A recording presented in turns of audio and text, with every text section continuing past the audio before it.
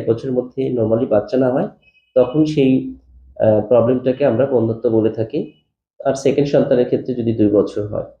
তো এখন দেখা যাচ্ছে যে বন্ধ্যত্বের সমস্যার কথা মনে পড়লে আগে আমাদের সমাজে দেখা গেছে যে যখন প্রযুক্তির উন্নতি হয়নি বা পরীক্ষা-নিরীক্ষার তেমন কোনো প্রচলন ছিল না, তখন বন্ধ্যত্বের সমস্যা মানেই হচ্ছে এটা নারীদের সমস্যা ধরে নেওয়া হতো।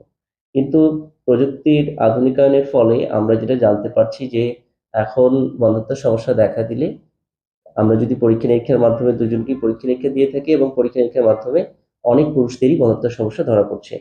তো এই সমস্যাটা অত্যন্ত ব্যাপক আকার হচ্ছে।